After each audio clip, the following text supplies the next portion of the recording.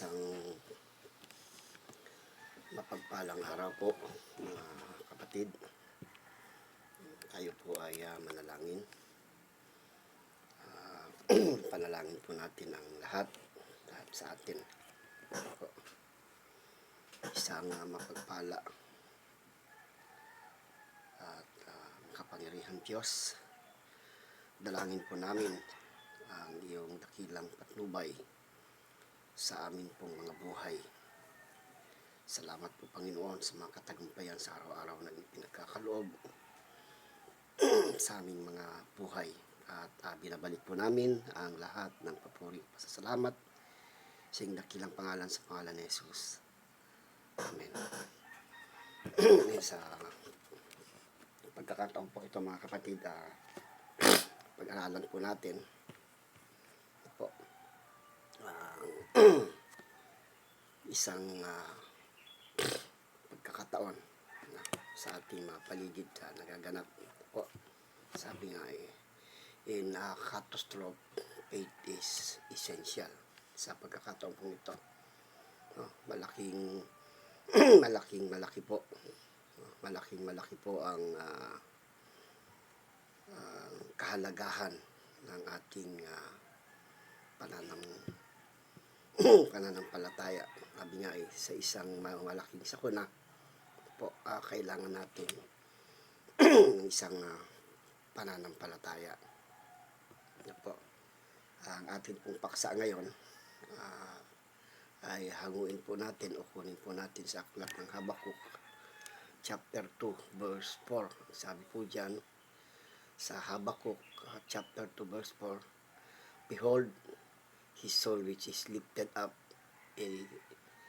is not upright in him, but the just is lived by his faith.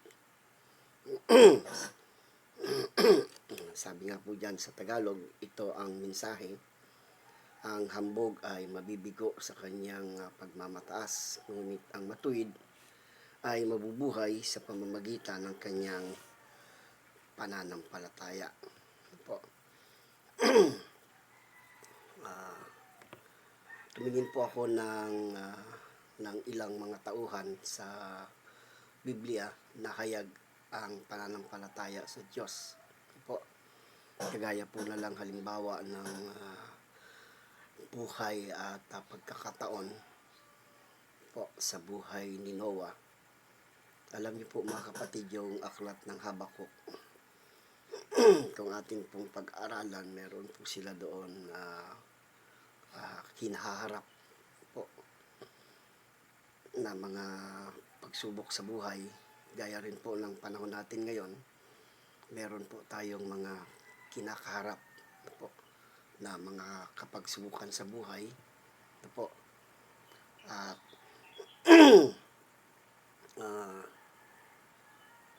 meron po tayong mga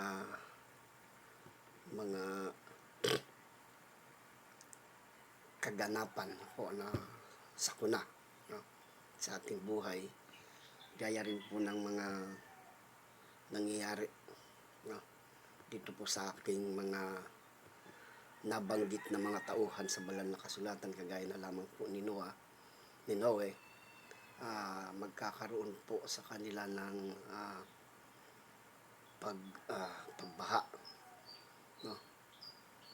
Sa banal na kasulatan, every time po na makakaramdam sila ng mga kaganapan sa buhay, meron pong mga bagay na nais pong iparating ang ating Panginoon.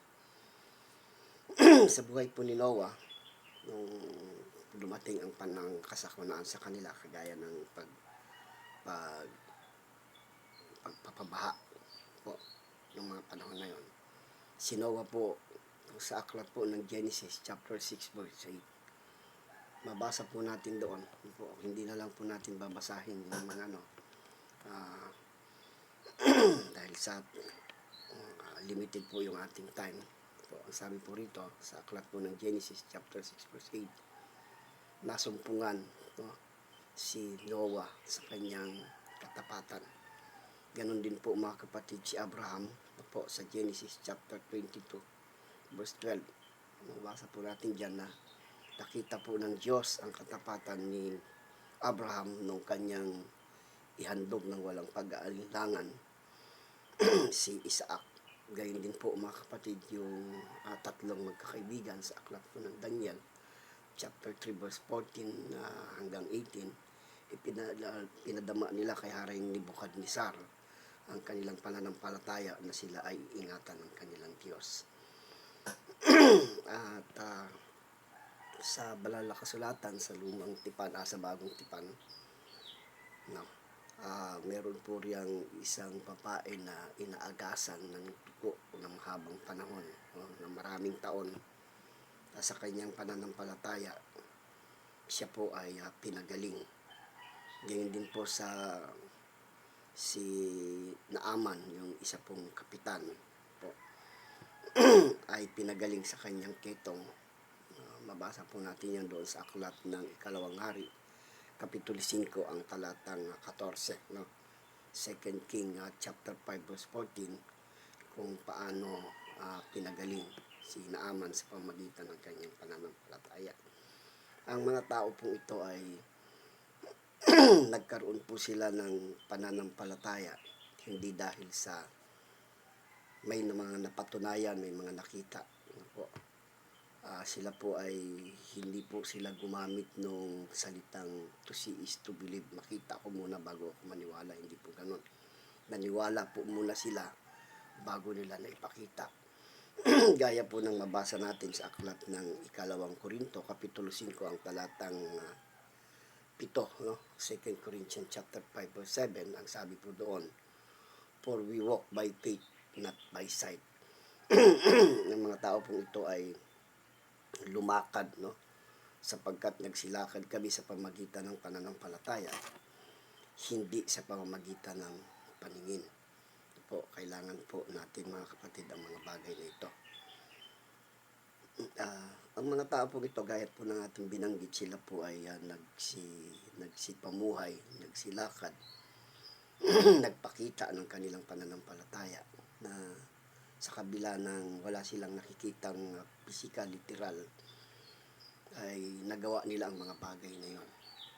Sa panahon po natin ngayon, no, na ang mga tao po ay lubos na nagtitiwala sa sa science. Panahon po natin ngayon, ang klase natin ngayon, iba na din, no, dahil may social distance tayo. Ang klase ng pag-aaral natin ngayon ay hindi na yung face to face, ika nga. Ano po ang mga kapatid, tingnan po natin kung ano ang sinasabi ng henerasyon natin ngayon. Ano pong sinasabi ng dictionary, ano pong sinasabi ng Google tungkol sa faith. No, ganito po yung ating mababasa ng faith: complete trust or confidence in someone or something. Gaya po ng ipinakita ng mga tauhan na una nating binasa, si Noah, si Abraham, yung tatlong magkakapatid, no? Complete trust and confidence yung kanila pong ginamit. Pinakita nila yung kanilang kumpletong pananampalataya, kumpletong pagtitiwala.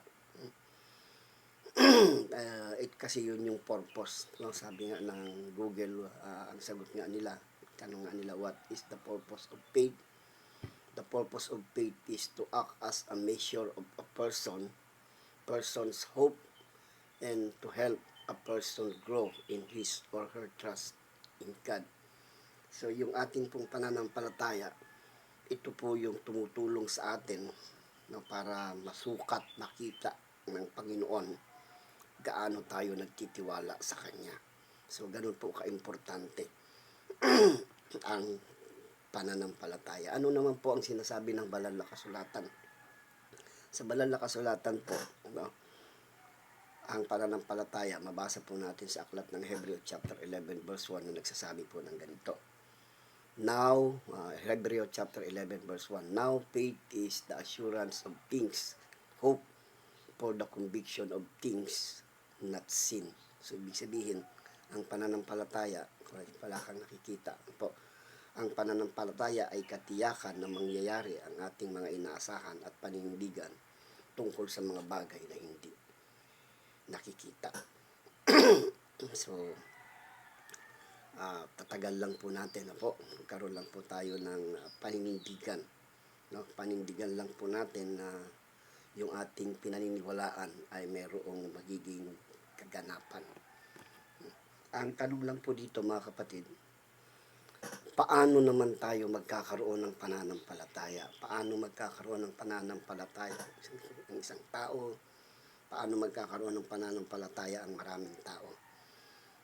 Saan po ba natin kukunin, no, ang pananampalataya o saan hihugutin? Saan po ba natin, kagaya po yung mga tauhan nating binasa, po, saan sila kumuha ng kanilang pananampalataya o yung ginamit nilang pananampalataya? Sa Roma chapter 10 verse 17, po, mabasa po natin doon, sabi sa Roma chapter 10 verse 17, so then faith cometh by hearing, and hearing by the word of God. O ang pananampalataya, nanggagaling yan o nakukuha yan sa pamamagitan ng pakikinig ng salita ng Diyos, pamamagitan ng pagbabasa ng salita ng Diyos. Kaya importante po importante po na sa panahon natin ngayon, kailangan po natin na magbasa talaga ng banal na kasulatan. No? Kung dati wala tayong panahon magbasa ng banal na kasulatan, simula nung March 15 hanggang ngayon, no, ang laki po ng pagkakataon natin na makapagbasa ng salita ng Diyos. Ang laki po ng pagkakataon natin na magmuni-muni sa mga bagay patungkol sa Diyos. Ano ba ang dahilan? Para saan ba na kailangan natin magbasa ng kasulatan? Kailangan natin mag-meditate? Kailangan natin mag-sit? No, kailangan natin pagbulay-bulay ng salita ng Diyos. Para saan ba yun? Sabi po ng 1 Corinthians, no, sabi po ng unang Korinto, kapitulo 2, ang talatang 5. 1 Corinthians chapter 5 verse 17, ang sabi po dito ay, that your faith should not stand in the wisdom of men, but in the power of God. Yan. So, kung tayo po ay mahilig magbasa, mahilig manood ng mga bagay na hindi kalugod-lugod sa Panginoon.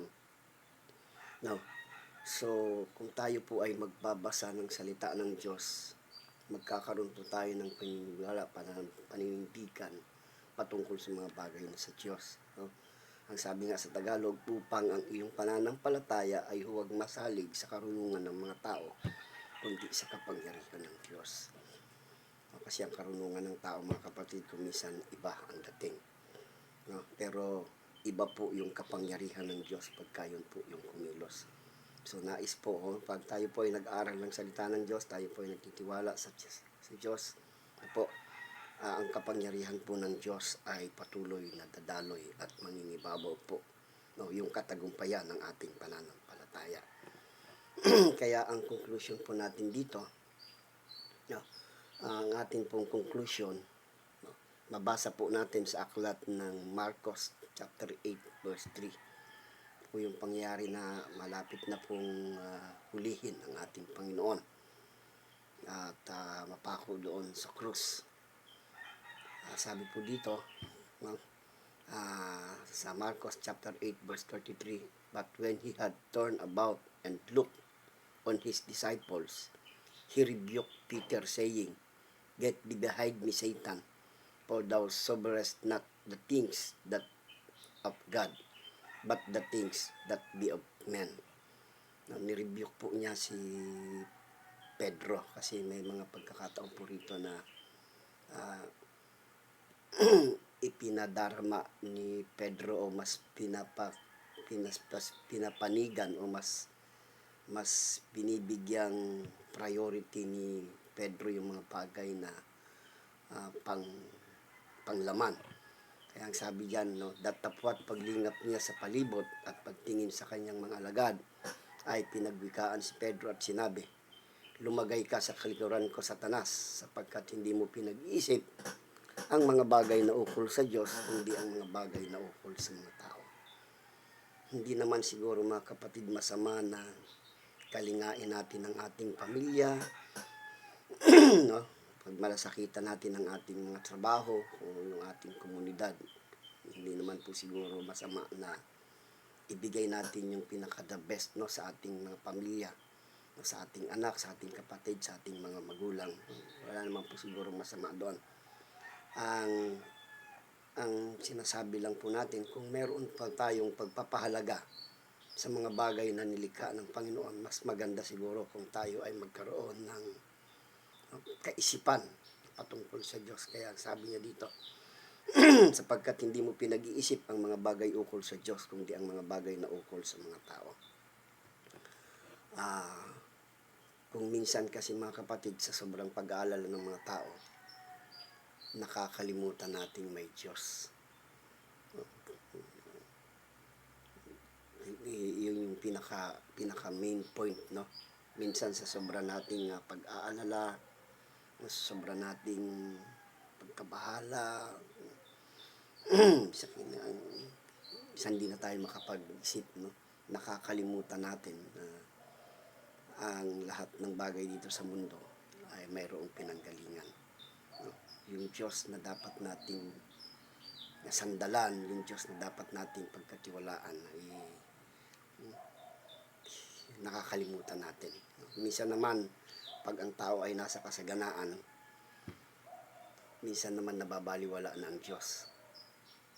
Hindi na niya naaalala na may Diyos. Hindi niya nakakalimutan niya na magpasalamat sa Diyos.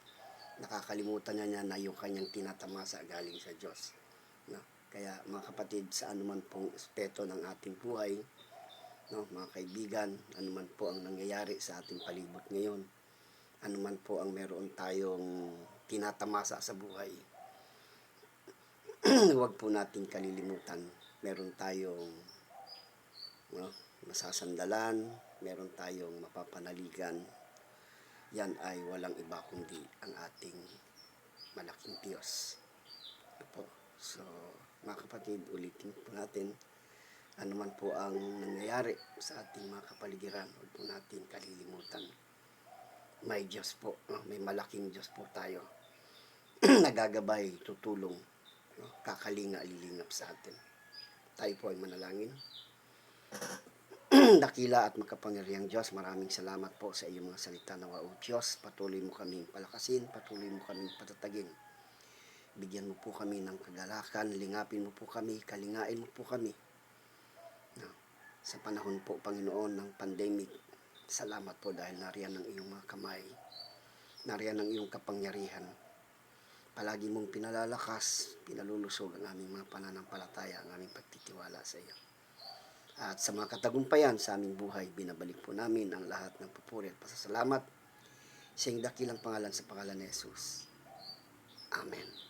Pagpalain po tayong lahat, mga kapatid, nawa ang Diyos ang patuloy na magbigay ng kalakasan sa isa't isa sa atin. Pagpalain po tayo ng Panginoon.